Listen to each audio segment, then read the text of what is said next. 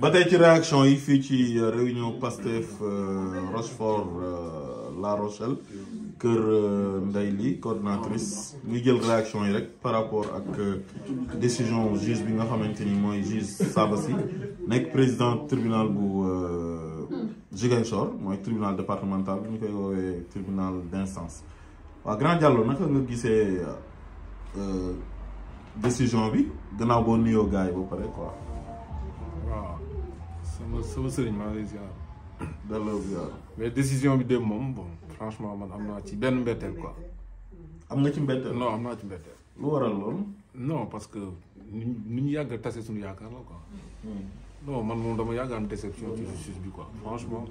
boo gisee boo xoolee trajectoire bi ni mu doon justice bi ni mu dox ni ñu doxalee ci Ousmane Sonko beeg si ba fii tey man dama yeew rek le matin liggéey yi dégg Pape Alé Niang naan ndam am na ci laay doog rendre compte ne saa yi bu dee surprise bii laa am moom yàlla naa am surprise su candidature comment dire Ousmane Sonko. kon daal yow amoo ci woon benn yaakaar quoi. honnêtement amoo ci woon yaakaar. waa léegi juge bi courage bi mu am. par rapport ak yeneen magistrats yu bëri ñoo xam ne dañuy wax ne ils sont corrompus Macky Sall da leen a téye di leen defloo ay sale boulot moom mu nekk jeune ba pare am courage dire le droit quoi comme ni koy gars yi di waxee. waaw c'est que Sénégal instant bi nii moo toll foo xamante ni. mooy ñi ànd ak dëgg ñoo nekk ñi ànd ak fen nekk nii. actuellement Sénégal loolu fa. léegi nag ba tey ci magistrature bi am na ñoo xamante ni.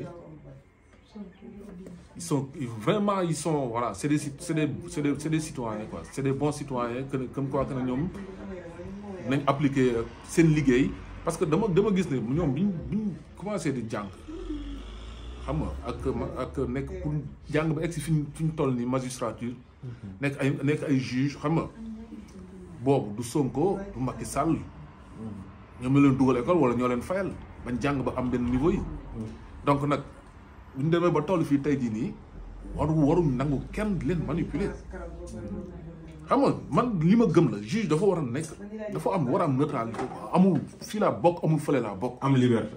loolu xoolal dëkk bu amul justice dëkk boobu du dëkk bu sûr quoi man loolu pour man c'est fondamental dëkk dafa war a am justice bu dëkk bu amulee justice mooy du am justice justesse du fa am. loolu laa gëm c'est loolu mooy fondement wu démocratie justice boo xamante ni dafa libre mais nag am na ñoo xamante ne ñu ngi continuer ñoom di libre ba léegi quoi ñi nga xamante ne nag ñoom ñooy jalgati peut-être ñoom la ñuy gën a dégg ci kaw. waaye système bi nu mu tëggoo foofu juge yi nga xam ne ils sont indépendants mais ñoom kenn du leen bàyyi ci instance yi ñuy dogalee quoi dañ leen di sànni ci région yeeg yooyu noonu mais pas ay tribunal bu Dakar wala yenn cours de tribunal. non c'est de la politique.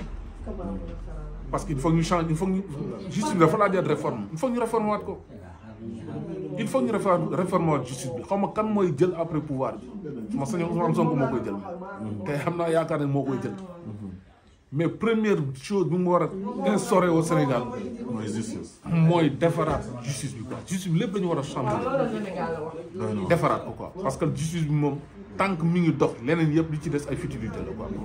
kon daal da nga bëgg a wax ne justice dafay indi stabilité ci réew. ci réew day redonner confiance tamit ak citoyen bi quoi xam ne tey jii suñu demee ci tribunal ba yoon dana fa àtte. kon juge bi mu jëlee décision bi ba Sénégalais yi di jubilé. yow da nga gis ne Sénégal bu amoon une justice indépendante. kon day yokk jàmm ji Sénégal day renforcer jàmm ji. non man moom franchement. su may félicité du ma félicité juge bi parce que liggéeyam lay def mais courage am. ak kii bi fi mu toll. contexte bi mu mën a jël xam nga rester debout jël yenn décision yi lire le droit franchement c'est à saluer quoi mais comme li sama Moustapha wax sànq. ne dafa mel ni rek nga def sa liggéey ñu ñëw di la tàccu dafa mel ni nga dugal sa carte bancaire ci gab bi retiré xaalis après di tàccu gab bi loolu lay niru ah.